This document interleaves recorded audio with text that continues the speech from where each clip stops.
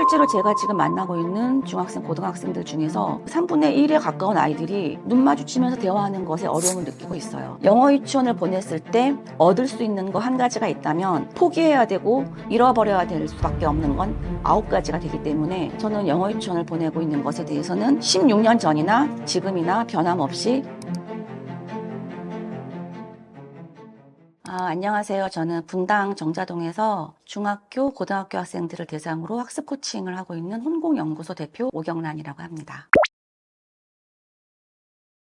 사세고시는 이제 유치원 들어가기 전에 어떤 사설기관에서 입학시험을 보고 있는 것을 사세고시라고 하는데, 보통 좀 고액의 영어 유치원에서 치러지는 시험을 많이 이제 이야기하고 있고요. 칠세고시는 마찬가지로 초등학교인데 일반 공립초등학교가 아니라 사립초등학교에 이제 입학하기 위해서 아이들이 치르게 되는 입학시험을 말하고 있습니다. 그런데 이렇게 사세고시나 그 칠세고시에 대한 얘기가 요즘에 언론에서 나오는 걸 보면서 사실 저는 개인적으로 씁쓸한 웃음을 지를 수밖에 없죠. 왜냐하면은 이런 것에 굉장히 열심을 내고 있는 부모님들은 어떤 마음에서 이런 것에 열심을 내고 있을까 생각해보면은 그게 어떤 내 아이의 결국은 행복을 위해서 내 아이가 잘 됐으면 좋겠다라는 마음 때문에 출발된 거고, 이것에 내가 발맞춰 주지 못하고 내 자녀를 서포트해 주지 못한다면 좀 뒤처지지 않을까, 뭔가 좀 어떤 성공의 궤도에서 벗어나지 않을까, 이런 불안감에서 출발이 됐다고 생각을 하거든요. 근데 불안감 때문만이 아니라 저는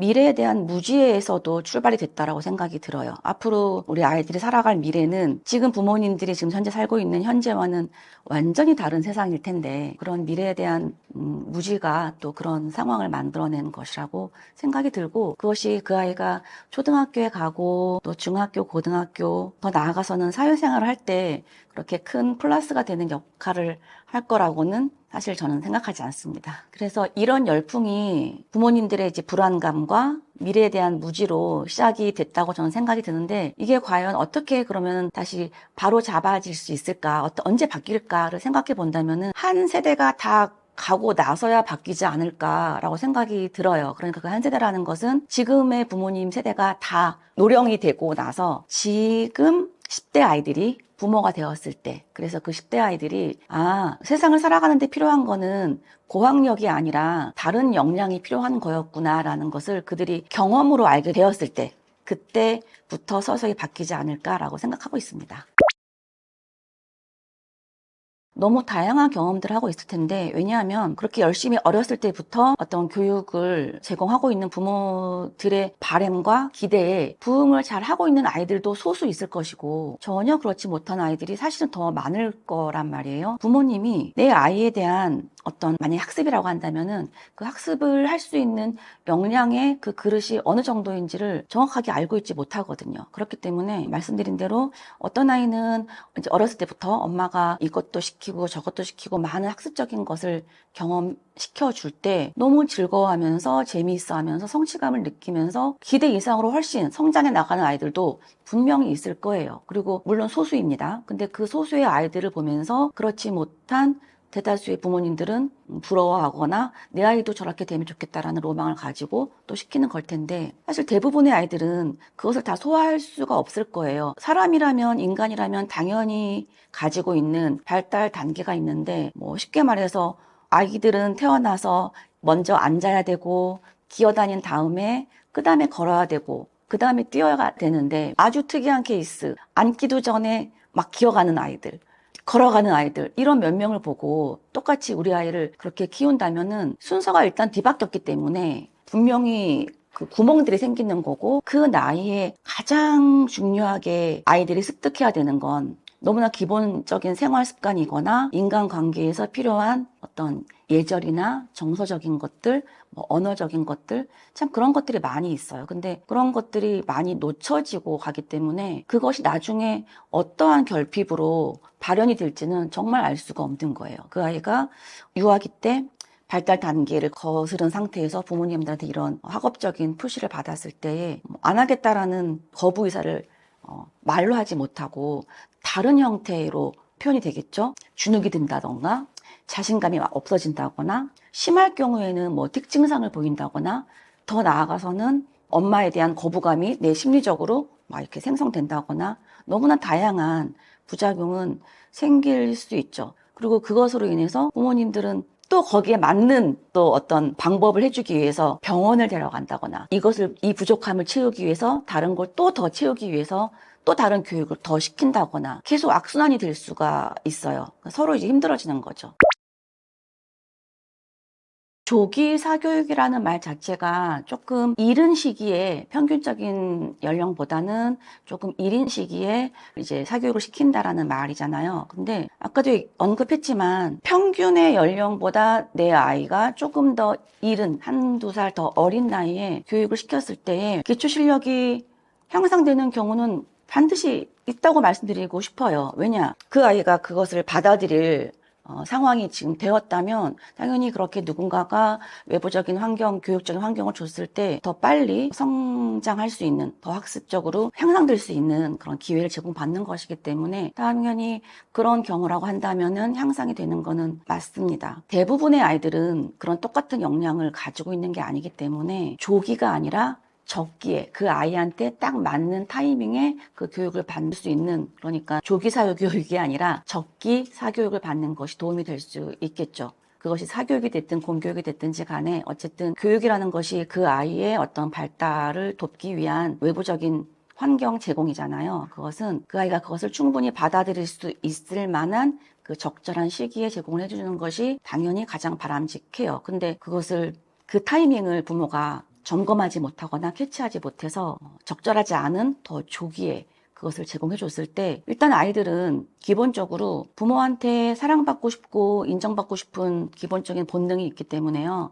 엄마 아빠가 나한테 뭘 하라고 했을 때 이것을 잘해서 잘 했다라는 칭찬을 받고 싶고 인정을 받고 싶은 마음이 당연히 무의식적으로 강하게 꽉 차 있단 말이에요. 그렇기 때문에 당연히 잘하고 싶어 해요. 근데 내가 능력이 안 되는데 잘하고 싶어 하는데 막상 좋은 성과를 내지 못했을 때에 스스로도 굉장히 좌절감을 느끼고 또 엄마 아빠의 실망하는 눈빛과 표정을 아이는 읽을 수 있거든요. 그러면서 어렸을 때부터 내가 인정받지 못하는구나, 내가 잘 못하는구나, 이런 패배감이 어렸을 때부터 그 심리적으로 계속 내 마음속에 깔릴 수 있다는 게 굉장히 위험한 거죠. 저는 그게 굉장히 큰 손해라고 생각이 들어요. 그 아이 인생에서 봤을 때. 조기 교육을 받으면 창의성이 저하될 수 있다라는 말들을 많은 교육 전문가들이 하시죠. 맞는 말이기도 하고 틀린 말이기도 하죠. 교육이라는 게 답이 없어요. 우리가 어떤 물건을 만들어내는 게 아니잖아요. 어떤 하나의 인간을 이렇게 성장시키는 일이기 때문에 딱 어떠한 하나의 답을 이게 가장 정답입니다라고 말할 수 없는 그런 어려움이 사실은 있는데, 어떤 아이는 어떠한 조기 교육, 그러니까 어떠한 환경 제공을 다양하게 받아서 이 아이가 경험하지 못했던 다양한 경험들을 함으로써 창의성이 마구마구 발현되어질 수도 있고 그렇겠죠. 그런데 어떤 경우에 창의성이 저하될 수 있냐면요, 아이가 순수한 호기심에서 시작된 놀이가 아니라, 아이가 어떤 순수한 호기심에서 시작된 학습이 아니라 내가 하고 싶어하는 것, 내가 호기심을 갖고 있는 것에 대해서 꼬리에 꼬리를 물어서 진행되는 어떠한 일련의 활동이 아니라 나의 호기심과는 아무 상관없이 부모님이 정해준 어떤 이렇게 로드맵대로 이걸 해야 되고 이 플랜대로 내가 시간을 써야 되고 난 이 책을 읽어야만 되고 이렇게 정해진 대로 아이들이 시간을 쓰고 있잖아요. 사실은 시간 관리하는 것부터가 아이들은 전혀 창의적일 수가 없어요. 요즘의 아이들이 그래요. 지금 부모들의 세대나 저 같은 경우도 어렸을 때 학교 갔다 오면 숙제 대충 해서 휙 가방 집어 던지고 오늘은 누구랑 만나서 뭐하고 놀아야지 라는 그날 하루 놀이에 대한 우리는 세웠던 과거가 있죠. 밖에 나가서 고무줄하고 놀아야지, 다방구하고 놀아야지, 오징어 놀이를 해야지, 이런 하루하루 시간을 우리는 계획하면서 살았어요. 근데 지금 보세요. 지금 보시면은 유치원, 초등학교 다니는 아이들 중에서 그들의 하루 일과를 자기가 계획해서 자기가 하고 싶은 활동을 하는 아이들은 사실 거의 찾아보기 힘들죠. 정해진 시간표대로 움직이고 있기 때문에 일단 거기서부터도 그 어떤 창의적인 발상이 없어요. 자기 시간을 쓰는 것부터가. 공부하는 것도 마찬가지고 어떤 활동도 그렇기 때문에 이렇게 짜여진 시간대로 아이들이 이미 움직이고 있어서 나의 욕구, 나의 호기심, 나의 흥미에 맞춰서 시간을 보내는 게 애초부터 지금은 많이 차단되어 있다라고 느껴져요. 그런 측면에서 본다면 어렸을 때부터 그렇게 타이트하게 모든 시간들이 엄마가 정해놓은, 부모님들이 정해놓은 타임라인대로 가는 것 자체가 창의성을 죽이는 첫 번째 한 걸음이 되겠죠. 저는 대학에서 유아교육을 전공했고요. 대학을 졸업하고 나서 처음 사회생활을, 그러니까 직장생활을 한 게 제가 가진 첫 직업이 유치원 교사였어요. 유치원 교사를 출발을 해서 유아교육 기관에 한동안 머무르고 있다가 또 초등교육 넘어가서 많은 초등학생들과 수업을 했었고, 지금은 제가 만나고 있는 아이들이 다 중학생, 고등학생 아이들이거든요. 그렇게 유아교육부터 초등교육, 그리고 지금은 중고등학생 아이들을 대상으로 입시 관련된 교육을 쭉 지난 30년 동안 해왔는데, 제가 시간이 흐를수록 느끼고 있는 거는 정말로 요즘에 중고등학생 아이들이 점점 더, 이게 코로나 때문인 것 같기도 한데, 코로나의 영향도 있을 거라고 생각은 하는데, 점점 더 대화하고 의견을 나누고 자기 생각을 이야기하고 또 대화할 때 눈을 마주치고 이런 것들이 눈에 띄게 제가 확 느낄 정도로 이게 안 되는 아이들이 굉장히 많구나라는 걸 아주 강하게 느끼고 있거든요. 실제로 제가 지금 만나고 있는 중학생, 고등학생들 중에서 거의 약 3분의 1? 저는 그 3분의 1이 굉장히 엄청난 수치라고 생각을 하는데,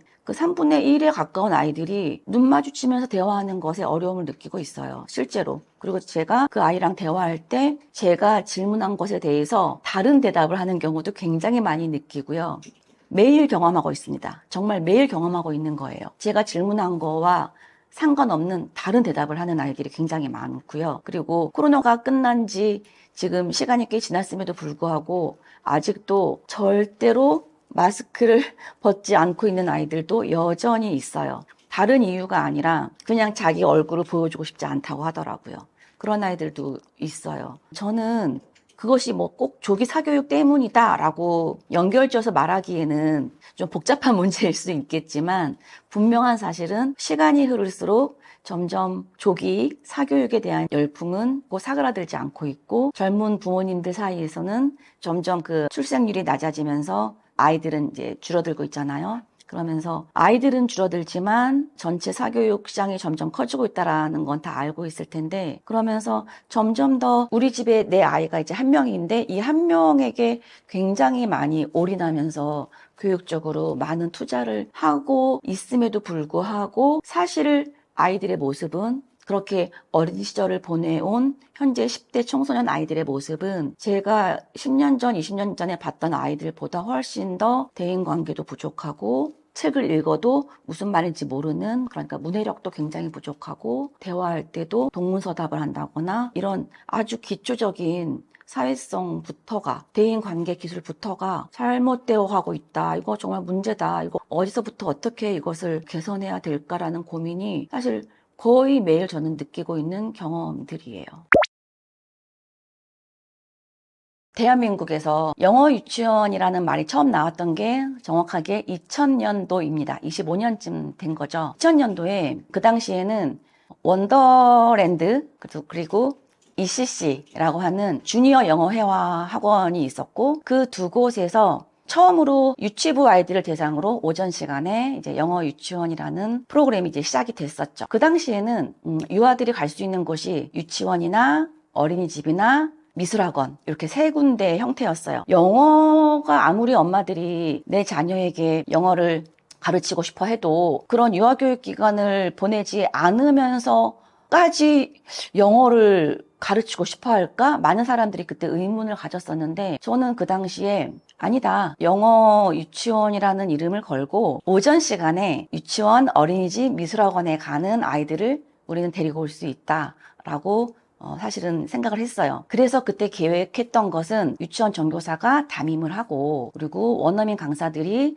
보조 강사로 들어가면서 아이들이 놀 때 같이 영어로 생활 영어를 해주고, 영어로 책도 읽어주고, 밥 먹을 때도 같이 밥 먹으면서 일상적인, 그러니까 이중 언어의 환경을 제공해주면 참 좋겠다라는 생각으로 사실은 그 당시에 출발을 했던 건데, 사실상은 그렇게 전개되지 못했어요. 2000년도에 원어민 강사를 담임으로 앉히더라고요. 아무런 자격이 없는, 그러니까 교육에 대해서 기본적인 소양을 갖고 있지 못하는 그냥 원어민 강사가 그러니까 외국인이 아이들의 전교사가 되는 상황이 이제 생기면서 여러 가지 문제들이 발생을 했었죠. 그 시작이 바로 2000년도였습니다. 그리고 제가 원했던 그런 영어 조기 교육의 모습으로 발전되지 못했어요. 영어 유치원의 모습이. 그리고 해를 거듭할수록 와, 이거 완전히 잘못됐구나 라고 굉장히 이제 사실 마음이 괴로웠었는데, 그래서 제가 2009년도에 정확하게 한 2009년도 16년 전에 그때 썼던 제목이 뭐냐면 유아 영어 조기 교육 그 우울한 미래라는 글을 썼던 적이 있습니다. 아주 길게 썼었는데 거기에 썼던 내용이 그거예요. 영어 유치원에서 아이들이 다양한 수업을 하게 되잖아요.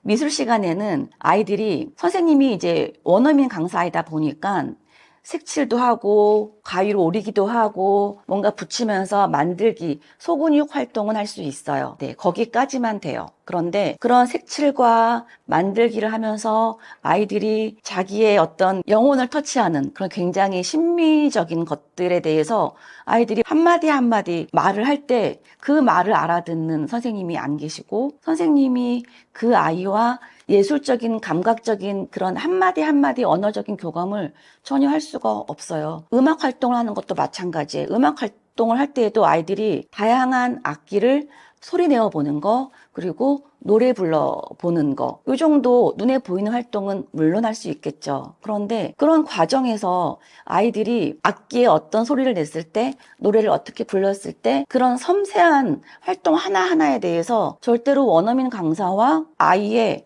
언어적 교감이 없어요. 있을 수가 없죠. 그리고 과학도 마찬가지, 수학도 마찬가지예요. 아이들이 정말 다양한 기초적인 학습에 관련된 활동을 할 때 아이들이 뭔가 궁금해할 때 선생님 이게 뭐예요? 이게 왜 두 개가 돼요? 이게 왜 색깔이 변해요?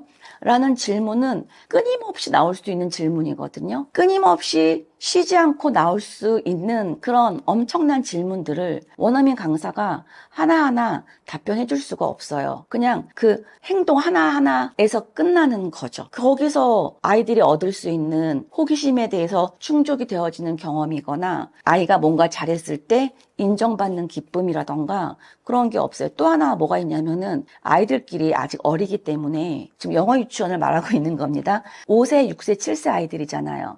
그 아이들끼리는 아직은 아이들이 미숙한 행동을 하기도 하고 자기중심적인 사고에 있는 아이들이기 때문에 굉장히 많은 잦은 다툼과 갈등이 있거든요. 그러면은 티격태격 하는 상황이 거의 매 순간마다 그 교실에서는 발생되는 상황이에요. 근데 원어민 강사가 있을 때는 그것에 대해서 조용히 해, 그냥 제자리에 앉아라는 말밖에 사실은 못하죠. 왜 네가 이 친구의 그 말에 왜 서운한지에 대해서 설명해 주거나 지금은 네가 그거 가져가면 안 되는 거야. 그럼 친구가 속상하잖아. 미안하다고 하고 돌려주자 하던가 이런 아주 사소하고도 일상적인 대화를 그런 조언을 해줄 수가 없어요. 영어 유치원에서는. 그래서 아이들이 기본적으로 배워야 되는 인간관계 기술이나 정서적인 측면이나 어떤 마음가짐 이런 것들이 형성되는 게 턱없이 부족하죠.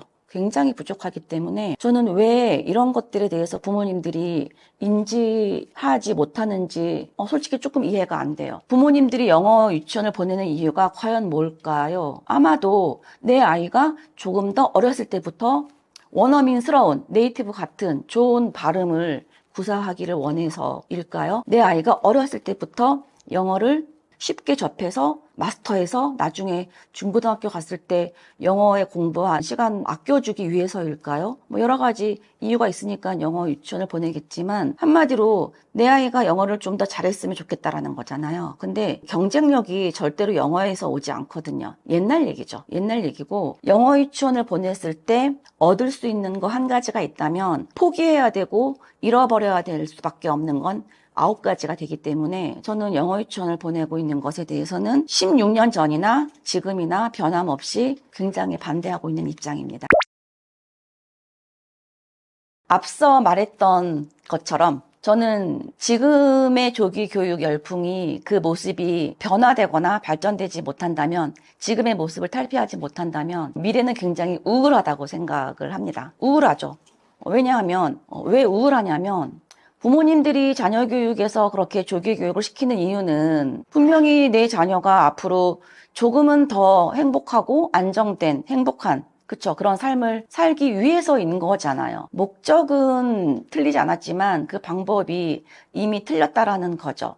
왜냐하면은 경쟁력이 없기 때문에 그래요. 지금 조기 교육, 그러니까 뭐 여러 가지 있겠지만 그냥 뭐 영어 유치원을 하나 예를 들자면 지금 아이들이 어렸을 때부터 받고 있는 그 영어 사교육, 조기 교육이 그 아이에게 어떤 경쟁력을 줄 수 있냐라고 저는 자꾸 묻고 싶은 거예요. 경쟁력이 아니거든요. 과거에, 그러니까 지금 60대와 70대를 보면은요. 지금 60대, 70대 어르신들은 그분들이 젊었을 때, 3, 40대 때에 영어가 경쟁력이 맞았어요. 저 사람 실력과 내 실력이 비슷해. 근데 저 사람은 승진했고 나는 승진에 누락이 됐네? 그 이유가 뭐야? 아, 저 사람이 나보다 월등히 영어 실력이 뛰어났기 때문인 경우가 많았죠, 과거에는. 그래서 그때부터 부모 세대는 아, 내가 이러한 한을 내 자녀에게 물려주지 말아야겠다라는 생각으로 사실 출발된 거란 말이에요. 그 30년 전에 영어 조기 교육을 시킨 이유가. 근데 이제는 영어가 전혀 경쟁력으로 그 역할을 하지 않을 거예요. 앞으로 내 자녀가 성인이 되었을 때, 그러니까 10년 뒤, 20년 뒤에 무엇이 경쟁력이 될까? 미래 사회에서는 과연 내 자녀가 사회적으로 조금 더 부모님들이 바라는 조금 더 나은 높은 위치, 안정된 삶, 안정된 직업 뭐 이런 것들을 만약에 원하신다면은 그거를 가능하게 해주는 능력, 역량은 과연 무엇일까? 초점을 맞춰서 거기에 걸맞는 준비를 지금 시켜야 되는데 또 말하지만 그것이 영어가 아니라고요. 그러면은 미래에는 어떤 것이 경쟁력이 될 수 있을까요? 그것을 제가 이제 지금 하고 있는 일이 대학 입시에 관련된 중고등학생 아이들 학습 코칭을 하고 있는 사람으로서 좀 접목시킬 수 있는 얘기는 그거예요. 대학의 입시가 바뀌었어요. 대학에서 고등학생들을 신입생으로 이제 선발할 때에 평가하는 평가 제도가 바뀌었단 말이에요. 언제부터? 지금 2025년부터 바뀌었잖아요. 왜 바뀌었겠어요? 대학에서도 이제는 우리는 이런 학생들이 들어왔으면 좋겠어. 과거에는 국어, 영어, 수학, 과학 시험 잘 보고 잘 암기하고 100점 맞는 아이를 원했었죠. 근데 지금은 국영수 100점 맞는 아이를 원하지 않아요. 그 이유가 바로 올해부터 시작된 내신 등급이 원래는 작년까지는 9등급제였는데 올해부터는 5등급제로 바뀌었잖아요. 작년까지는 1등급이 상위 4%였죠. 올해부터는 1등급이 10%로 확대됐어요. 다시 말해서 국어, 영어, 수학 시험 봐서 100점 맞고 이러는 거에 대해서 그 점수로 아이를 등급을 매기는 것이 4%가 아니라 10%로 확대했다는 얘기는 변별력을 크게 두지 않겠다라는 거예요. 여기에서는. 그러면 다른 것에서 변별력을 두겠다라는 거잖아요. 그러한 것들을 입시가 바뀌었네. 맨날 우리나라는 입시가 맨날 바뀌어. 라고 복잡해 머리 아파하고 불평할 것이 아니라 그 숨은 의미도 한 번쯤은 생각해 봤으면 좋겠어요. 대학 입시가 바뀌었다. 대학에서 아이들을 선발하는 기준이 바뀌었네. 그 의미는 무엇인지, 정말 앞으로 미래 사회에서는 이러한 역량을 가진 학생들을 원하는구나. 그렇다고 한다면은 그것이 무엇인지를 봐야겠죠. 내신 등급이 그렇게 5등급제로 바뀌면서 변별력이 약해지면서 무엇이 강화가 됐냐면 생활기록부에 들어가는 세특이 강화가 됐어요. 세특이라 하면 교과별 세부 능력 특기사항인데 그게 원래 1년에 각 과목 선생님들이 500글자를 한 학생당 과목마다 500글자를 쓸 수 있었는데 올해부터는 2배로 확대되었어요. 1000글자를 쓰게 되어 있어요. 그게 무슨 의미인지 생각해 볼 필요가 있죠. 대학 입장에서 볼게요. 대학교 입장에서는 고등학교 선생님들 저희는 정말 훌륭한 학생을 뽑고 싶어요. 우리 학교에 좋은 학생이 좋은 인재가 들어왔으면 좋겠어요. 그래서 국영수 100점 맞는 아이보다는 국영수는 90점만 받아도 되니까 이 세특에서 이 아이가 진짜 어떤 능력을 가지고 있는지 꼼꼼하게 보고 싶은데 500글자로는 저희가 평가하기가 부족해요. 그러니까 확대해서 1000글자로 자세하게 적어주세요 라는 뜻이거든요. 그러니까 그 1000글자에는 무엇을 써야 되는지를 또 생각해 봐야겠죠.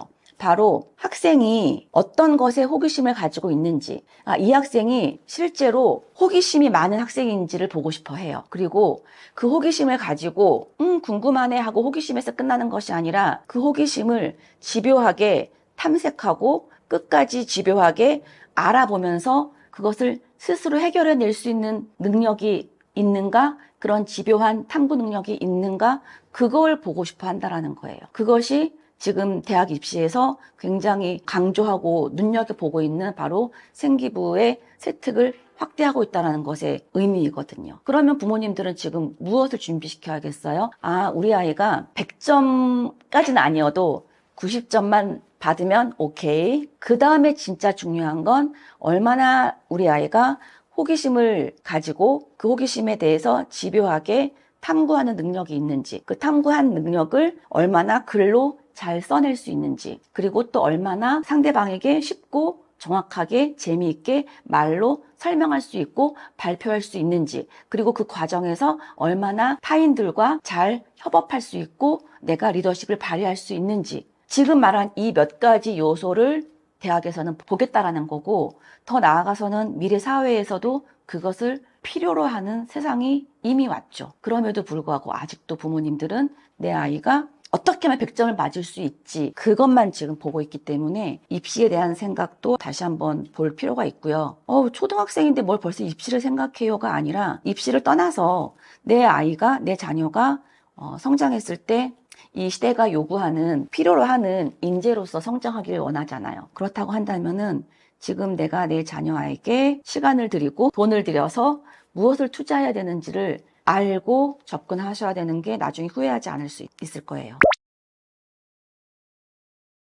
참 재밌어요. 참 재밌는 게, 진짜 공부 잘하는 아이들 있잖아요. 적당히 잘하는 아이들 말고 최상위권 아이들, 상위 한 1, 2% 안에는 들어가는 아이들, 거의 아마 모든 학교 선생님들이나 뭐 학원 종사자분들, 원장님들 다 동의하시고 공감할 거라고 생각이 드는데, 너무 아이가 공부만 잘하는 게 아니라 긍정적이고 밝고 예의 바르고 태도가 너무 좋고, 그러니까 모든 게 다 정말 종합 선물 세트 같은 아이가 있거든요. 그러면은 저희는 너무 이제 그런 아이가 신기한 거죠. 아니, 어머니 어떻게 애를 키우셨어요? 라고 이제 보통 물어보거든요. 진짜 궁금해서. 그러면은 그 어머님들의 대부분은 제가 한 게 없어요.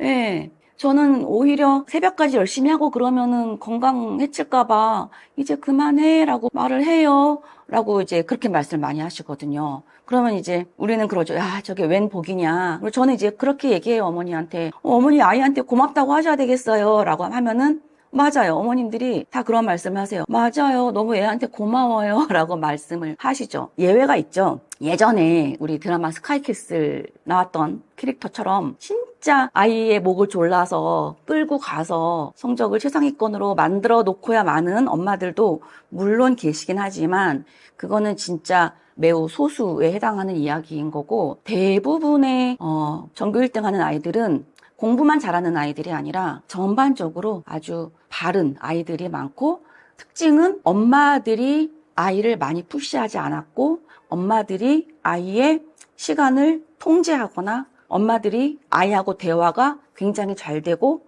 사이가 되게 좋아요. 그게 굉장히 두드러진 특징인 것 같습니다. 엄마랑 아이가 굉장히 사이가 화목한, 엄마랑 화목하지 않으면서 최상위권 학생을 제가 본 기억이 별로 없습니다. 이것이 아이들의 연령에 따라서 다르다고 생각해요. 아이가 만약에 지금 초등학생이거나 중학생이라면 우리 애가 좀 공부에 관심이 없네 라는 게 느껴지면 공부에 관심을 가질 수 있도록 엄마가 책도 같이 봐줄 수 있고 뭔가를 칭찬해 줄 수도 있고, 혹여나 내 아이가 너무 과도한 학습량에 지쳐서 그런가 점검해보고 좀 빼줄 건 빼준다거나, 학원을 너무 많이 다녀서 아이가 힘들어서 그러나 그럼 학원을 좀 뭐 줄여준다거나, 얘가 공부 방법을 좀 몰라서 그러면 공부 방법을 다시 한번 전문가한테 데려가서 상담을 좀 받게 해준다거나, 뭐 여러 가지 방법이 있겠죠. 어쨌든 우리 아이가 공부에 흥미를 가질 수 있도록 만들어주는 다양한 방법들이 있죠. 제일 좋은 방법은 여러 과목을 다 하려고 욕심내지 말고요. 딱 한 과목, 우리 아이가 그래도 요거는 좀 건드리면 성과가 바로 나오겠다 싶은 그 한 과목을 딱 정해서 한 2, 3개월 동안, 다른 걸 포기하기가 힘드시겠지만 포기하시고 일단은 장기적으로 생각해서 일단 한 3개월 동안은 우리 아이가 잘할 수 있을 것 같은 그 과목에 집중해서 그 과목에 진짜 완전히 100점 맞을 수 있을 정도로 아이도 아이 스스로 깜짝 놀랄 만큼, 뿌듯할 수 있을 만큼 그 경험을 한번 만들어 주세요. 그러면은 당연히 아이는 어떤 경험을 하게 되는 거냐면, 아, 내가 그동안 공부를 안 해서 성적이 안 나왔던 거구나. 나도 하니까 100점이 되네. 나도 하니까 되는구나. 라는 그 경험을 반드시 갖게 해줘야 돼요. 그 경험이 없으면 절대로 공부에 흥미를 다시 가질 수가 없습니다. 공부에 흥미를 잃은 이유가 뭐겠어요? 공부에 흥미를 잃은 이유는 재미없고 힘들고 어렵고 무엇보다도 내가 성적이 좋지 않기 때문이에요. 성적이 좋다면 사실 공부를 누가 재밌어서 하나요? 공부가 정말 막 알아가는 기쁨, 지적 호기심, 알아가는 그 기쁨으로 공부를 하는 아이는 사실 거의 없잖아요. 해야 하니까 하는 거죠. 그런데 공부하는 과정은 누구나 흥미롭지 않아요. 재미없고 지루해요. 그런데 딱 그 결과, 좋은 결과가 나왔을 때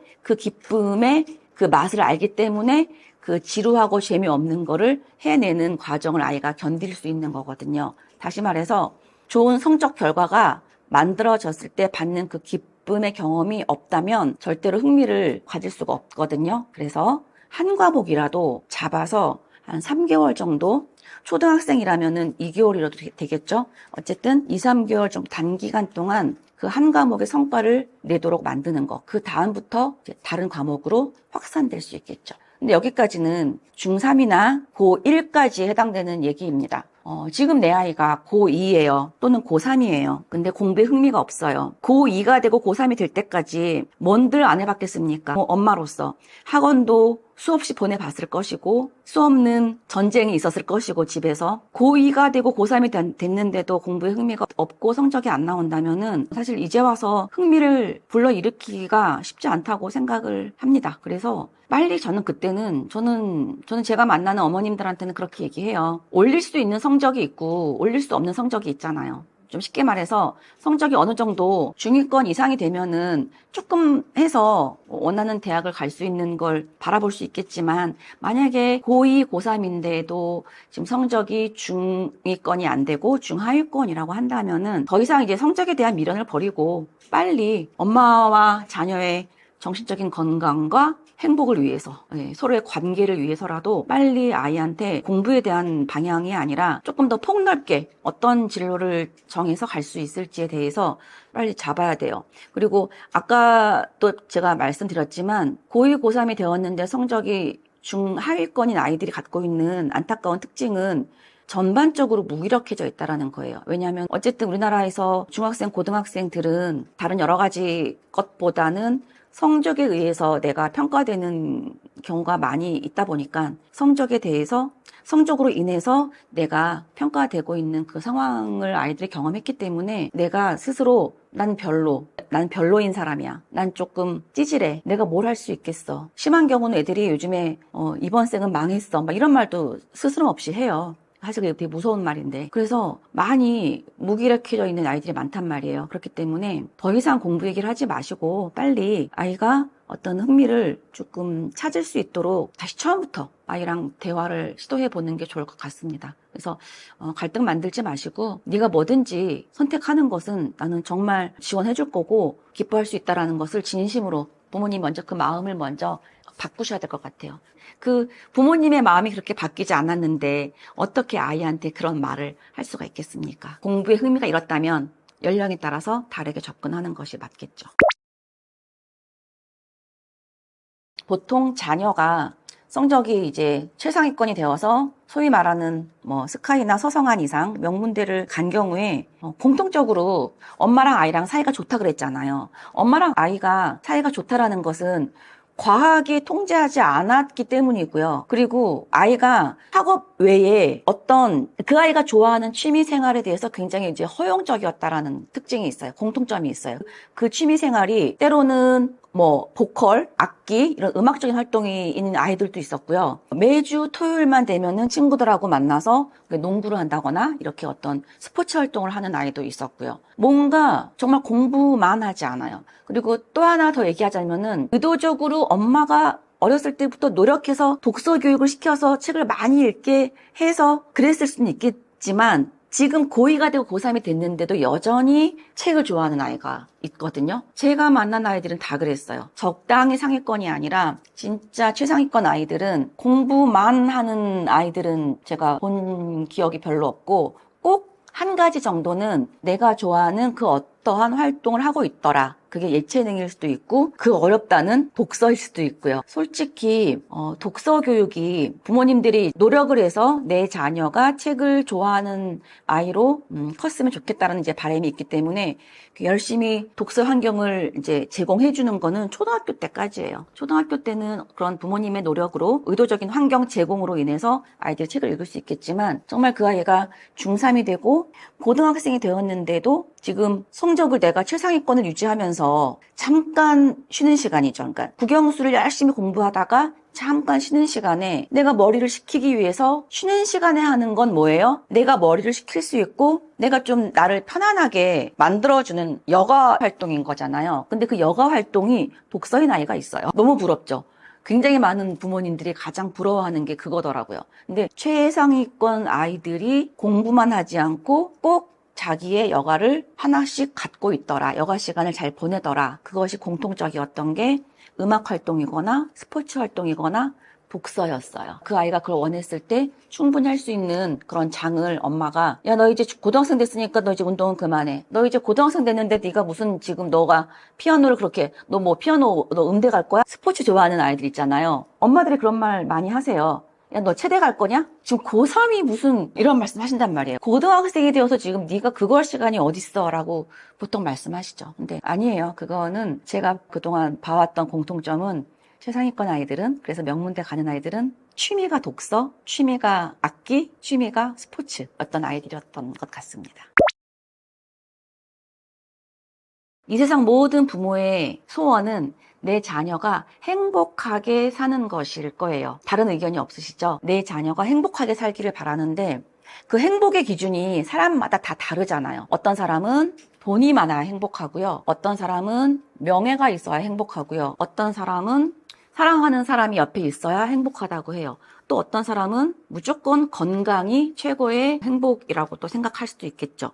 행복의 조건은, 그러니까 기준은 사람마다 다 다를 수 있지만 어쨌든 분명한 사실 한 가지는 내 자녀가 행복하게 살기를 바라는 것, 그 한 가지는 변함이 없는 고정불변의 것이죠.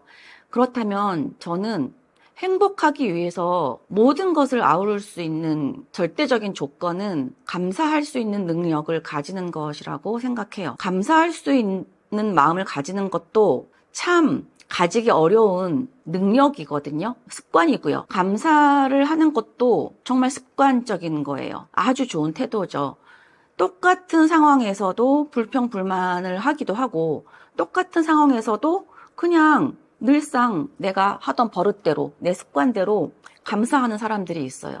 근데 그게 결국은 저 사람이 행복하게 살 수 있느냐, 행복하게 살 수 없느냐의 판단 기준은 그 감사의 능력인 것 같습니다. 그래서 저는 실제로 저희 학원에 벽에 그렇게 붙여놨습니다. 행복은 풍요로움에서 오는 것이 아니라 감사하면서 옵니다. 라고 저는 제 인생 모토로 삼고 있고요. 제가 키우고 있는 세 자녀에게도 늘 그렇게 가르쳐 왔고 지금 제가 만나는 많은 학생들한테도 이 얘기는 굉장히 강조해서 하고 있습니다. 그래서 심지어 우리 아이들이 공부하고 있는 학습 플래너에도 매주 감사한 것들을 꼭 적게 만들고 있어요. 아이들이 그거 적는 거 잘 못해요. 그리고 심지어는 저한테 우깁니다. 감사할 게 없는데 뭘 적으라는 거냐라고, 쓸 게 없다고 해요. 그러니까요. 감사할 수 있는 것도 능력이라니까요. 내가 이렇게 맛있는 커피를 마실 수 있는 것도, 그리고 내가 시력을 가지고 있고 청각을 가지고 있는 것도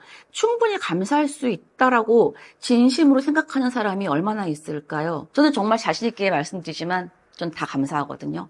그래서 전 정말 행복하거든요. 그래서 자녀 교육에 있어서 부모가 자녀에게 줄 수 있는 행복을 바란다면, 내 자녀의 행복을 바란다면 다른 여러 가지 컨디션도 물론 중요하지만 감사할 수 있는 능력을 갖게 만들어주는 것, 그게 가장 훌륭한 유산이라고 생각합니다. 이 학교 선택이 지금 고등학교 선택을 말씀하시는 것 같은데, 고등학교 선택이 아이의 평생 인생을 좌우한다고 저는 전혀 생각하지 않습니다. 조금 인생에 영향을 미치는 거는 대학교 정도면 조금 영향을 미치는 요소가 될 수는 있겠지만 고등학교는 인생을 좌우할 정도로 되게 영향력을 가지고 있지는 않습니다. 전문가들이 이런 말씀들 많이 하세요. 뭐 특목 자사고는 가급적이면 뭐 보내는 게 좋다. 뭐 이런 경우는 안 보내는 게 좋다. 맞는 말입니다. 그리고 또 이런 말씀도 하시죠. 학생 수가 너무 적은 학교는 보내지 마라. 왜? 내신 등급 나오기가 힘드니까. 예, 그것도 맞는 말일 수 있어요. 거리가 먼 학교 보내지 마라. 당연하죠. 막 엄청 먼 거리를, 먼 학교를 그렇게 보내면서 아예 시간과 체력을 낭비할 필요는 없죠.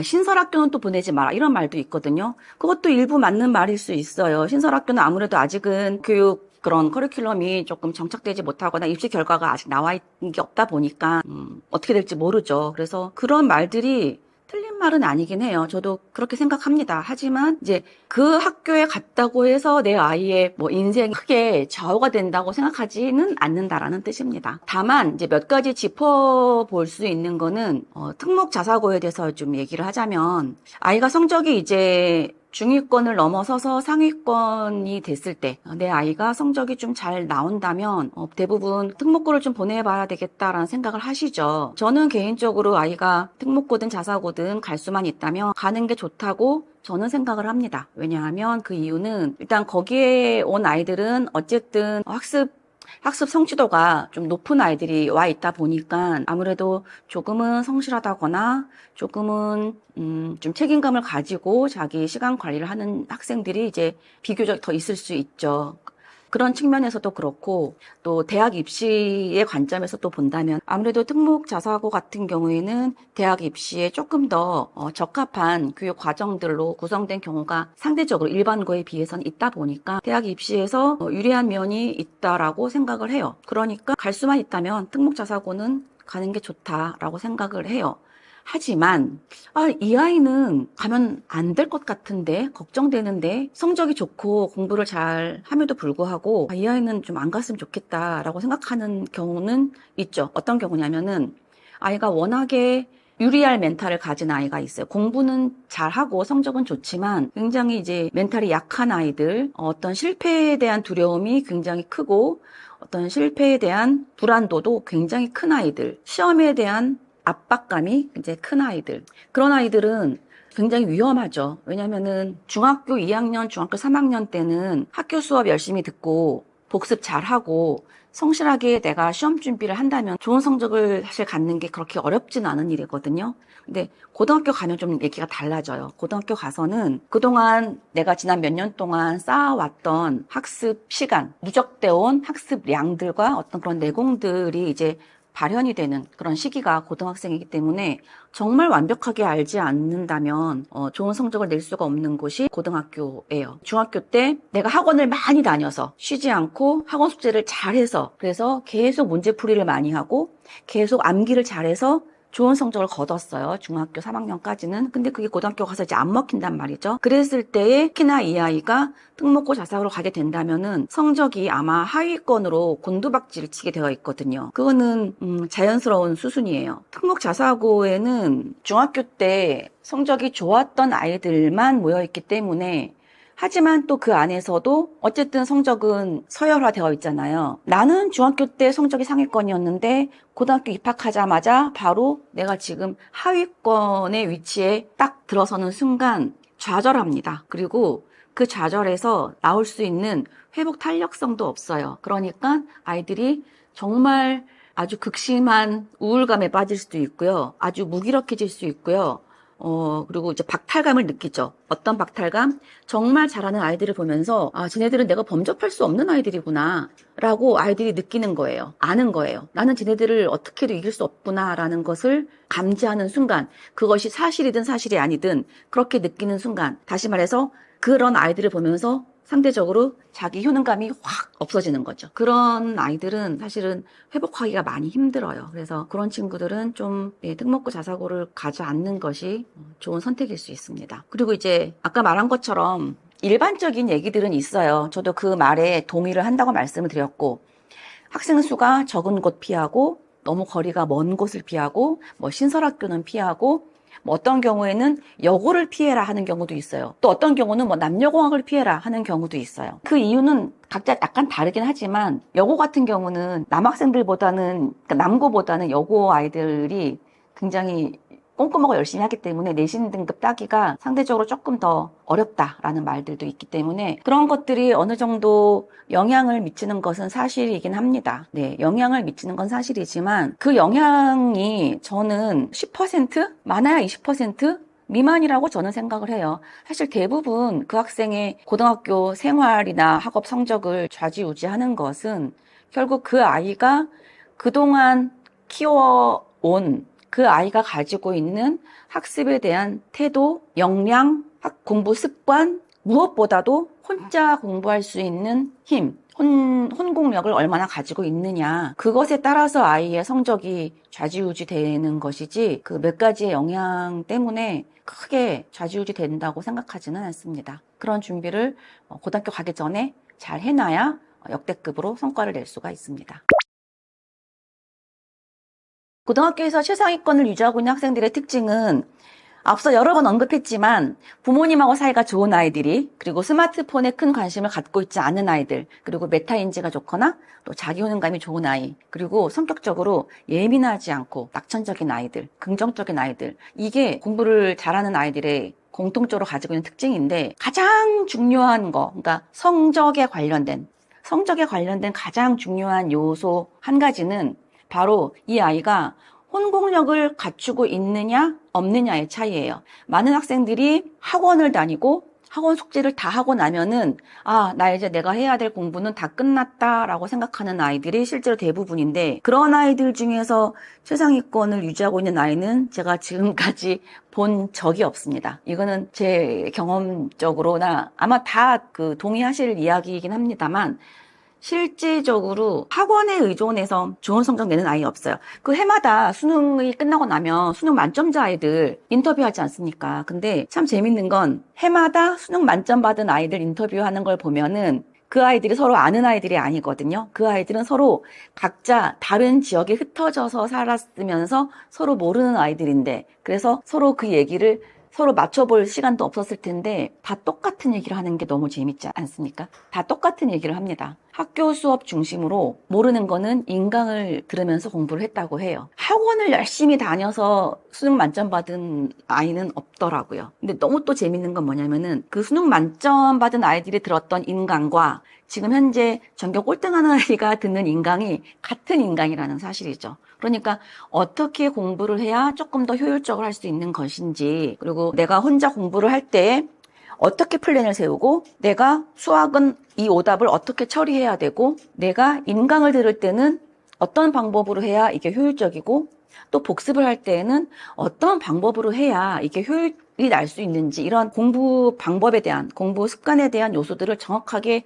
알고 혼자 공부하는 힘을 가지고 있는 아이들이 결국은 고등학교에서 최상위권을 유지할 수 있습니다. 좀 더 정확한 표현을 하자면은 내신으로 못 간다가 아니라 교과 성적만으로는 가기 어렵다라는 말이 조금 더 정확한 표현일 것입니다. 과거에는 국영수 과학 중심으로 학교 교과 성적이 내신 1등급이다 라고 하면은 좋은 대학을 갈 수 있었죠. 그리고 그때는 내신 등급이 9등급제였을 때 이야기이고요. 9등급제였을 때 1등급이 상위 4%를 얘기하는 것이기 때문에 상위 4%라는 성과를 낸 아이들은 명문대를 갈 수가 있었죠. 그 교과 성적으로. 그런데 이제 앞으로는 바뀐 대학 입시 정책으로 인해서 내신 등급의 변별력이 많이 약해졌고, 그 대신 교과 세특으로 많은 것들을 평가하는 상황이 되었기 때문에 지금은 그 어느 때보다도 아이들이 세특 기록을 얼마나 짜임새 있게, 얼마나 양질의 내용을 채울 수 있느냐가 굉장히 중요한 역할을 하게 되어 있습니다. 그래서 학생이 정말로 주제 탐구 보고서를 얼마나 잘 써서 집요하게 탐색해 나갔던 그 탐구 능력을 보여주느냐, 이것도 굉장히 큰 요소가 됩니다. 그리고 과거에는 우리가 보통 수시라고 하면은 그렇게 내신 등급과 생기부가 이제 주요 핵심 내용이었고, 정시 하면은 이제 수능을 잘 봐야 된다라고 생각했었죠. 이미 과거의 이야기이고요.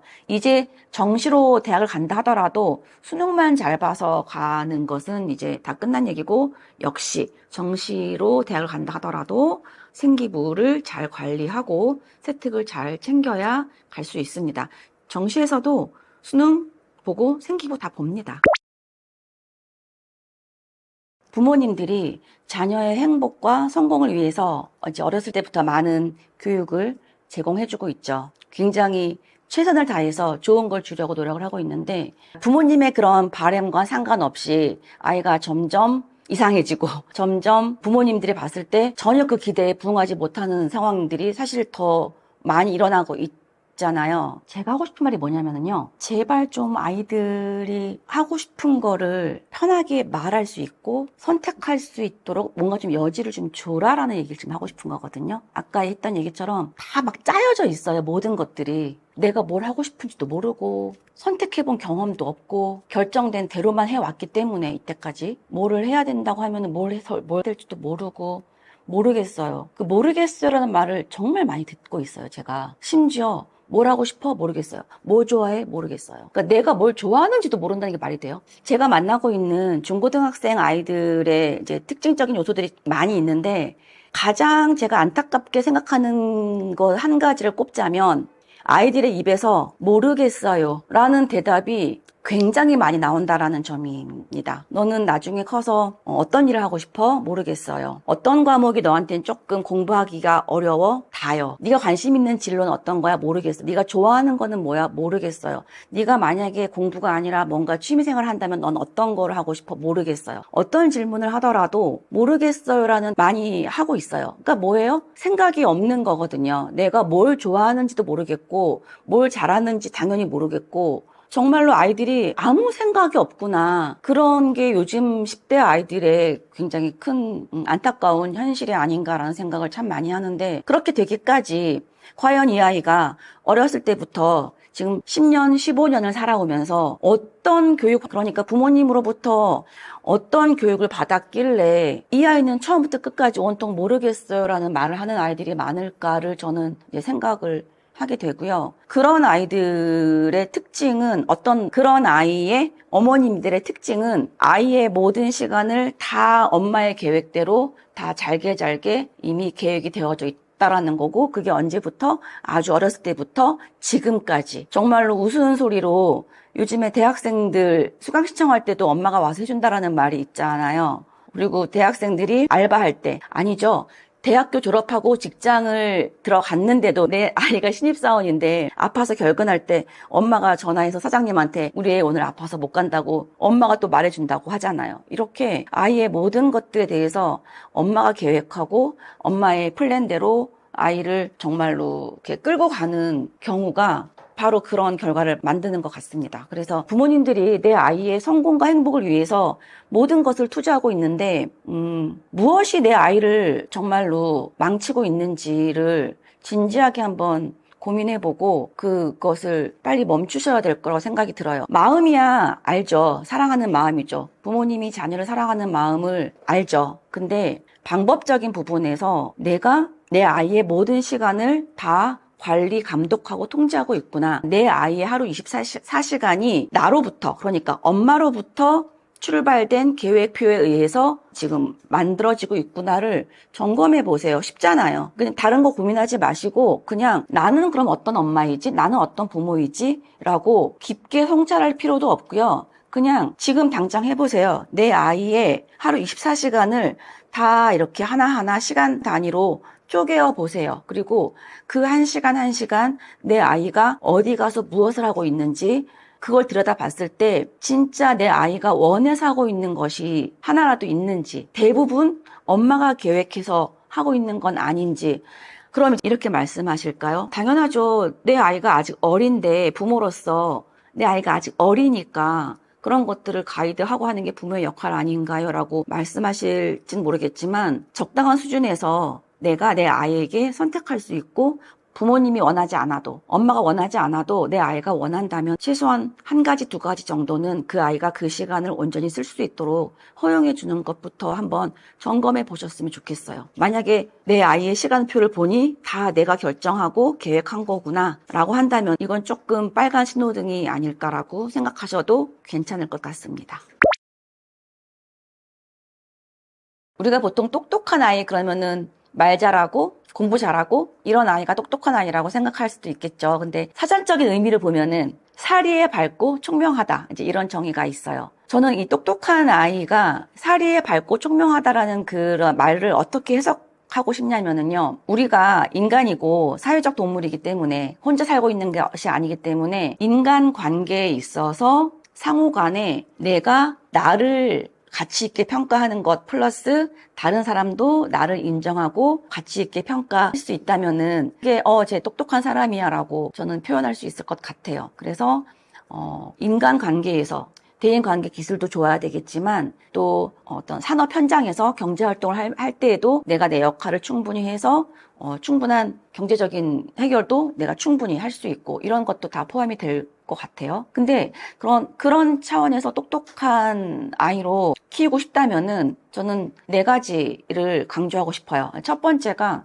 메타인지가 좋아야 됩니다. 메타인지라는 것은 우리가 그냥 내가 무엇을 알고 무엇을 모르는지를 구분할 수 있는 능력도 메타인지가 될 수가 있고요. 공부할 때. 그리고 나의 감정이 지금, 만약에 내가 지금 짜증이 났어요. 내가 지금 어떤 것 때문에 짜증이 났는지 나를 성찰하고 파악할 수 있는 능력도 메타인지가 될 수 있어요. 그리고 내가 지금 굉장히 우울해요. 이 우울한 감정에서 내가 매몰되어 있지 않고 어떻게 해야 이것을 내가 극복할 수 있을까? 나는 내가 이렇게 기분이 우울할 때는 등산을 할 때 또는 노래를 크게 부를 때 이것이 내가 금방 회복이 될 수 있지 하고 극복할 수 있는, 해결할 수 있는 그런 나한테 맞는 방법을 찾고 해결할 수 있는 능력도 그것도 메타인지의 하나일 수 있겠죠. 나의 감정을 체크하고 확인하고 통제하고 조절할 수 있는 능력이 메타인지인데 그것은 이 세상 모든 일을 할 때 있어서 가장 기본적인 능력이라고 생각이 들고요. 어떤 일을 하든지 메타인지가 되어 있지 않으면 그 분야에서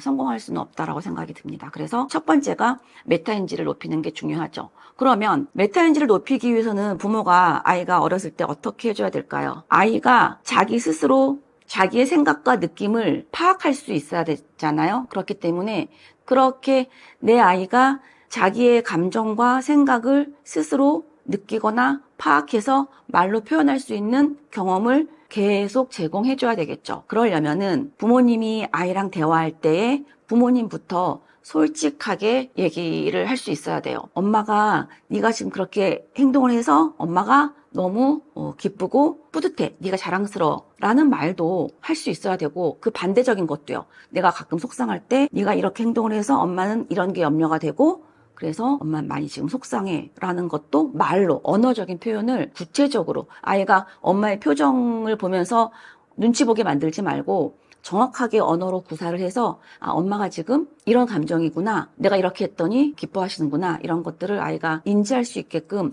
언어적인 표현을 정확하게 해주는 것도 그래서 그렇게 정성스럽게 아이와 대화를 하는 것도 도움이 될 수 있어요. 엄마의 감정을 솔직하게 얘기하는 것에서 출발하지만 실제로는 아이가 아이의 감정을 솔직하고 편안하게 얘기할 수 있도록 또 자리를 마련해주고 환경을 마련해주는 것도 메타인지를 높일 수 있는 어렸을 때부터 환경을 만들어줄 수 있는 요소이기도 해요. 그래서 아이가 여러 가지 감정을 느낄 수 있잖아요. 슬프거나 기쁘거나 화가 나거나 여러 가지 감정을 느낄 때 아이가 어떤 감정을 표현했을 때 아니야, 그거는 너 속상할 일이 아니야. 아니지, 넌 그게 왜 화가 나? 그게 아니지, 네가 잘못한 거지. 너는 이게 기분이 좋아? 야, 이 기분이 이렇게 아이의 어떤 감정에 대해서 부정하지 말고 왜 그 아이가 그런 감정을 느끼는지 충분히 수용해주고 그것도 언어적으로 아이랑 서로 언어적인 대화를 교감할 수 있는 것부터가 아이의 메타인지를 높일 수 있는 좋은 방법이에요. 메타인지가 높다라는 거는 결국은 내가 나의 정체성을, 나를 자기 관리할 수 있는, 나를 컨트롤할 수 있는 그런 바탕이 마련되었다라는 이야기입니다. 그게 첫 번째고요.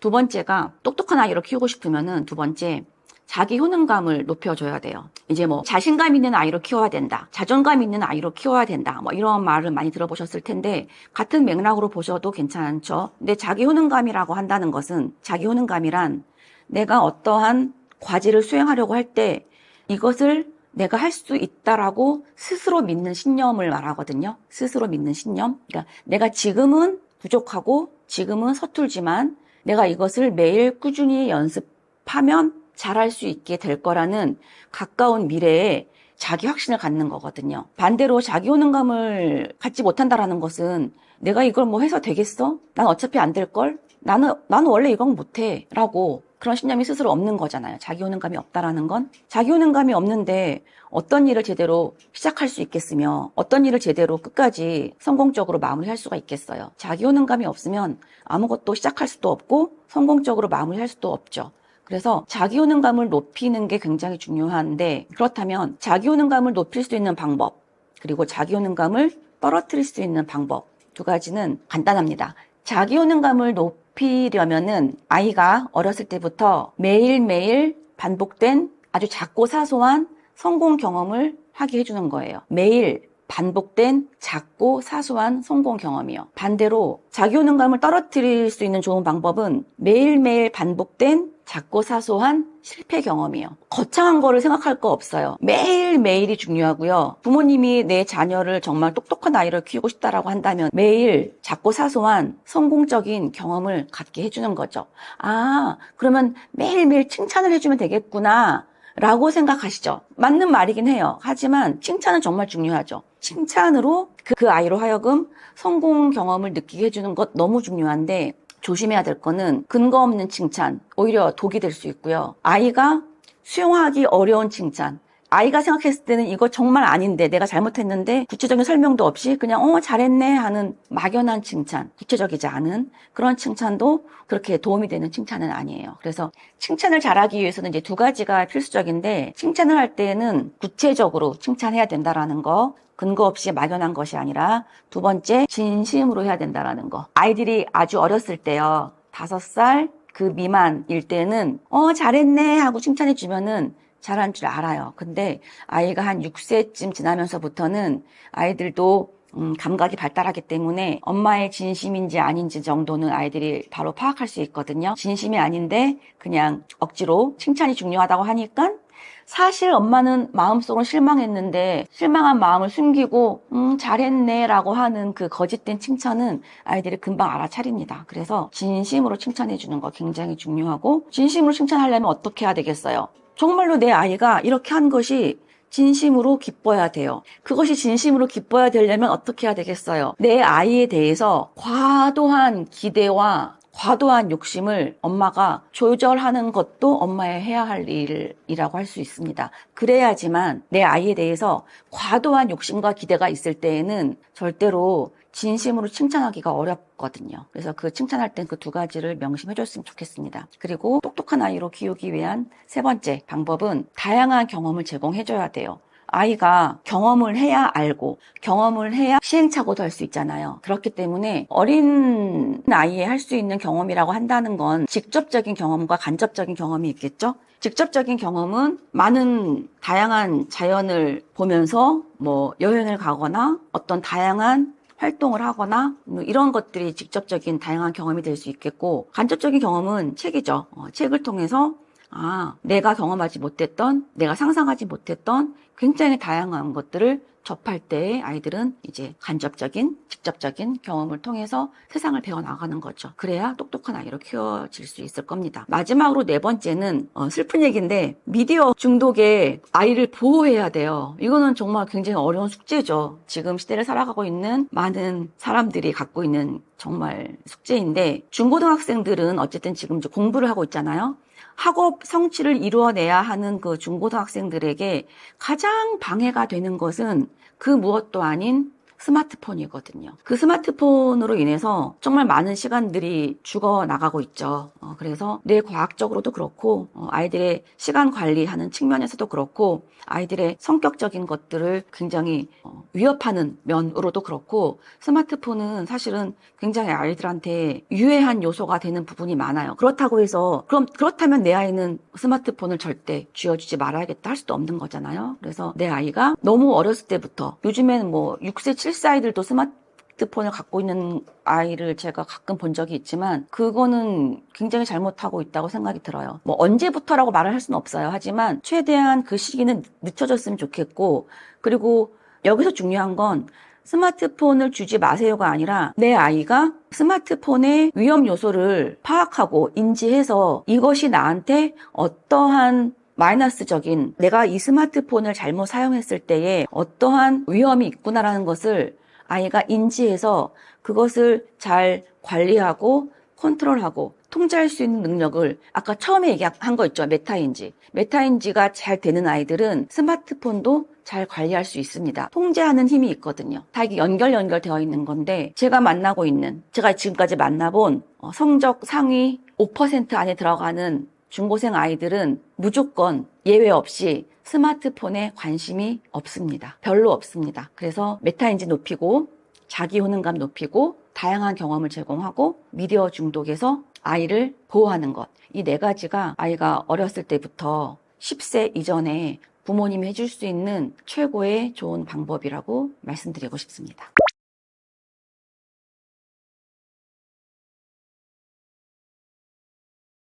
아이의 학습 의욕을 끌어당기는 방법. 정말 솔직하게 말씀을 드려도 되는 거죠. 제가 중학생, 고등학생 아이들을 계속 만나면서 내린 결론은 고등학교 입학하기 전까지, 그러니까 중학교 졸업하기 전까지 이 아이가 학습 의욕이 유지되어 있거나 공부하는 습관이 만들어져 있다면 지금 조금 성적이 낮아도 고등학교 때 성적을 쫙 올릴 수 있는 여지가 가능성이 많이 있는데 중3 졸업하고 고등학교 1학년인데 만났는데 얘는 학습 의욕도 없고 무기력하고 공부 습관도 전혀 안 만들어져 있고 사실 그렇다고 한다면은 어렵다고 생각해요. 제가 5년 전쯤에 이 학습 코칭이라는 것을 본격적으로 열심히 시작했을 때 저의 목표는 뭐였냐면요. 학습 무기력에 빠진 아이들을 내가 구원하리라. 그래서 제가 그때 저희 연구소 홍보를 할 때 어떤 카피를 썼냐면요. 학습 무기력에 빠진 아이 오세요. 학습 무기력에 빠진 아이 제가 도와드릴게요. 제가 동기부여 시켜줄게요. 그래서 공부 다시 할 수 있도록 만들어줄게요. 라고 사실 그때 굉장히 제가 자신 있게 얘기를 했었죠. 근데 그게 되는 아이가 없는 건 아니에요. 있기는 있어요. 100명에 한두 명 있을까 말까 할 정도로 굉장히 극히 드문 케이스고요. 대부분의 아이들은 정말 90%, 95% 이상의 아이들은 안 되더라고요. 제가 그래서 정말 좌절하고 왜 안 되지? 정말 별의 별짓을 다 해봤어요. 새벽까지 붙잡아 앉아서 하기도 하고 어떤 아이는 그 아이가 가고 싶다고 하는 그 대학교를 제가 주말에 그 아이를 데리고 그 대학교 탐방을 가기도 하고 때로는 그 아이가 원하는 값비싼 선물을 내가 내 돈 주고 사서 돈을 써보기도 하고 정말 여러 가지 방법을 다 써봤지만 학습적으로 무기력에 이미 빠져있는 아이들을 건져내는 게 고등학생이 된 이후에는 정말 쉽지가 않구나 라는 생각이 들었어요. 그래서 사실은 늦어도 중학교 졸업하기 전까지는 아이들이 학습 동기가 꺼지지 않고 이제 있어줘야 돼요. 근데 우리가 이제 이런 말을 쉽게 할 수 있죠. 저도 그런 말 많이 했지만 공부를 열심히 하게 만들려면 학습 의욕, 학습 동기를 주려면 얘가 목표가 없어서 그래요. 목표가 생기면 이제 동기가 있으니까 이제 열심히 하겠죠. 라는 말을 우리가 쉽게 할 수는 있죠. 근데 문제는 그 목표가 안 생겨진다니까요. 뭐 하고 싶니? 라고 물어봤을 때 하고 싶은 게 없다니까요. 그러니까 거기서부터 아무것도 의욕이 없는 아이들은 사실 그 정도까지 하고 싶은 것도 없고 대학을 가야 되는지 말아야 되는지도 모르겠고 이 정도로 아무것도 하고 싶지가 않은 정도로 아무것도 원하는 것도 없다라고 말할 정도로 간 상황이라고 한다면은 사실은 그때는 부모님의 손을 완전히 떠난 거죠. 그리고 학교 선생님, 학원 선생님, 뭐 저 같은 사람 손을 조금 떠나는 상황이에요. 그래서 조금 클리닉적으로 치료적으로 접근할 필요가 있다고 저는 생각이 들고요. 거기까지 가지 말아야죠. 그러니까 그 정도로 심각해지는 상황까지는 가지 않도록 만들어야 되지 않겠어요? 그래서 학습 의욕이 애초부터 사라지지 않게 만들려면 원론적으로 아이 마음속에 호기심이라는 불씨가 꺼지면 안 돼요. 이 호기심이라는 불씨가 꺼지는 순간 이제 캄캄해지는 거죠. 왜? 불씨가 없으니까. 아무것도 안 보이는 거예요. 아무것도 안 보이니까 아무 의욕도 없고 하고 싶은 것도 없고 좋아하는 것도 없는 거죠. 그래서 최소한 그 아이의 내면에, 아이의 영혼 속에서 호기심의 불씨가 꺼지면 안 된다. 이제 그 말씀을 드리고 싶고, 그러면 우리 아이의 호기심의 그 불씨를 꺼뜨리지 않으려면, 그래서 그 의욕이라는 것이 그렇게 상실되지 않게 만들려면, 뭔가 하고 싶은 욕구가 존재할 수 있도록 만들려면 어떻게 해야 될까? 제가 정리한 3가지는 그렇습니다. 통제하지 마세요. 어렸을 때부터. 비난하지 마세요. 어렸을 때부터. 평가하지 마세요. 어렸을 때부터. 그 3가지예요. 그 3가지를 조금만 이제 부연 설명을 드리자면은, 무조건 통제하지 마라, 비난하지 마라, 평가하지 말라는 것이 아니라 전제가 있겠죠. 아이가 위험한 행동을 할 때는 통제하셔야죠. 남한테 피해주는 행동을 할 때는 통제하셔야죠. 그쵸? 오히려 요즘에는 부모교육 서적을 읽은 젊은 엄마들이 조각 지식을 가지고 잘못 적용을 해서 내 아이의 길을 꺾으면 안 되니까 통제하지 말으라고 했으니까 그래, 통제하지 말자. 모든 걸 다 허용하고 수용해주는 또 잘못된 자녀 교육을 하는 젊은 엄마들이 가끔 계시죠. 그러니까 위험한 행동을 하거나 남한테 피해를 주는 행동을 하거나 아주 무례한 행동을 하거나 이럴 때에도 다 그냥 그러면 안 돼요. 물건 던지지 않아요. 이런 화법을 쓰잖아요. 예, 그거 잘못된 거죠. 그래서 위험한 행동을 할 때는 강하게 통제를 하는 게 맞지만 위험하지 않을 때는 가급적이면 통제하지 마시고 이렇게 큰 테두리 안에서 마음껏 놀 수 있도록 울타리만 제공해 주는 거 중요하고요. 2번째, 비난하지 마세요. 아까 말씀드린 대로 무례하고 아주 이기적이고 하지 말아야 될 어떤 사회의 규범을 어기는 반사회적 행동을 할 것 같은 그런 행동을 할 때에만 잘못했어, 너 그거 나쁜 행동이야 라고 비난하고 꾸짖어야 됩니다. 분명히 말해줘야 돼요. 잘못된 행동이라고. 그런데 그게 아니라 일관적이지 않게 부모의 감정에 의해서 비난하는 경우도 사실 있잖아요. 그러니까 그렇게 부모님의 감정에 따라서, 상황에 따라서 일관성 없이 너 왜 이렇게 해? 라고 비난하는 것은 이제 조심하셔야 되는 거고요. 3번째로 평가하지 말라고 했는데 그 평가를 하지 말라는 뜻은 결과 중심으로 평가하지 말라는 뜻이에요. 과정 중에서는 평가를 해주시는 게 좋아요. 어떤 평가요? 비난이 아니라 칭찬의 평가요. 네가 이렇게 땀을 뻘뻘 흘리면서 힘들 텐데도 포기하지 않고 끝까지 하고 있는 모습 보니까 넌 정말 끝까지 해내는 그런 집념이 넌 있는 애구나 라고 긍정적으로 피드백을 주면서 평가하면 좋죠. 과정에 대한 긍정적인 모습을 평가를 하는 건 좋지만 과정과 상관없이 뭐야 열심히 했는데 50점이야? 이런 결과에 대한 평가는 아이의 의욕이나 호기심을 꺾을 수 있죠. 그래서 그 3가지 수칙, 위험하지 않다면 통제하지 마세요. 잘못된 행동이 아니라면은 비난하지 마세요. 그리고 결과가 아니라 과정 중심으로 평가해 주세요. 네, 요건을 잘 지켜주신다면은 아이들이 호기심이 살아있을 겁니다. 10대가 되어서도. 그리고 그 아이의 호기심이 꺼지지 않고 살아있다면, 그리고 꺼지지 않은 그 호기심의 불씨가 마음속에 살아만 있다면 고등학생이 되었을 때 조금만 건드려줘도, 조금만 이렇게 바람을 불어 넣어주고 조금만 기름을 넣어줘도 그 불씨는 크게 살아날 거예요. 호기심은 인간이 가지고 있는 본능이기 때문에 쉽게 꺼지지 않습니다. 근데 그 호기심을 꺾는 것은 어렸을 때 부모님이 주는 환경에 의해서 자칫 그렇게 될 수도 있습니다. 인성이 바른 아이들은 부모님들이 특징이 있죠. 우리 흔하게 그런 말 하잖아요. 그 엄마의 그 딸이다. 그 아빠의 그 아들이다. 이런 말 하는데 아주 100번 맞는 말입니다. 인성을 우리가 교과서로 인성교육을 하는 것이 아니고 언어로 인성교육을 하는 것이 아니고 결국은 그런 것들은 아주 극히 보조적인 수단일 뿐인 거고 실제로 그 아이의 가치관이나 인성을 결정짓는 것은 그 아이가 어린 아기 때부터 보고 자란 부모님의 모습이거든요. 근데 그 부모님의 모습이 부모님이 노력해서 보여줄 수 있는 모습이 아니잖아요. 뭐 잠깐 하루 정도는 의도적인 노력으로 내 아이에게 좋은 모습을 보여줄 수 있겠지만 그거는 그 부모님조차도 어렸을 때부터 만들어져 온 인성이시기 때문에 그것은 늘상 아이들한테 노출되어져 있는 모습이죠. 그래서 항상 이렇게 운전을 하고 가다가 누가 확 끼어들었을 때 나도 모르게 하는 그런 언행이 나올 수 있죠. 뭐 클락션을 막 빵 울린다거나 이렇게 하면서 욕이 나온다거나, 뒤에서 그 아이가 그것을 평생 한 번만 받겠어요? 매번 운전할 때마다 자주 보는 행동이겠죠. 엘리베이터 안에서도 마찬가지죠. 누가 실수로 나한테 뭔가를 묻혔을 때나 뭐 내 발을 밟았을 때나 뭔가 사소한 실수를 했을 때 의도적으로 날 공격한 게 아니라면 그냥 그럴 수 있지라고 좀 너그럽게 상대방 입장에서 좀 이해해주고 이렇게 너그럽게 대하는 모습을 그 아이가 한두 번 보겠어요? 평생을 보고 있는 모습이죠. 만약에 부모님과 아이가 어떤 사소한 약속을 했을 때 그 약속을 꼭 지킬 수 있도록 당연히 최선을 다해야겠죠. 책임감 있는 행동이죠. 약속을 지킨다라는 건. 아이하고의 약속을 좀 쉽게 생각하는 경향이 사실 있어요, 우리 부모님들이. 사회적으로 비즈니스 하면서 하게 되는 약속은 우리가 다이어리에 일정표에 메모해 놓고 꼭 지키잖아요. 근데 그거에 비해서 상대적으로 내 아이와 한 약속은 조금 우선순위에서 이제 밀리는 경우가 있는데, 그러지 않도록 최선을 다해야겠지만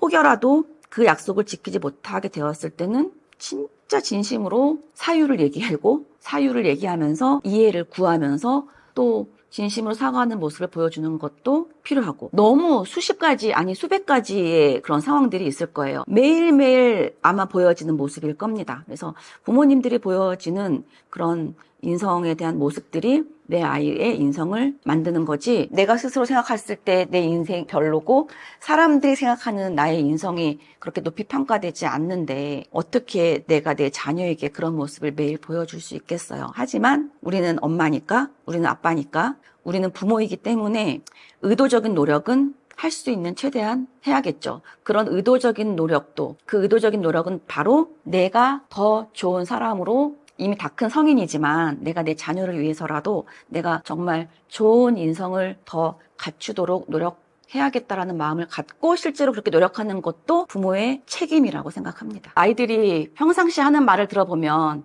평소에 엄마 아빠가 어떻구나라는 게 그냥 바로 드러나기 마련인데, 예전에 아주 오래전에 학원 버스에서 제가 봤던 게, 그 학원 버스가 이렇게 후진을 하고 있었어요. 후진을 하고 있는데 뒷차가 빵 하고 울린 거예요. 그때 그 차에 타고 있던 남자아이가 6살쯤 된 남자아이였는데 뒤에서 빵 하고 울리니까 바로 즉각적으로 저 싸가지가 하는 거예요. 그래가지고 그 모습을 보고 항상 아빠한테, 그쵸? 아빠한테 봤던 모습이구나.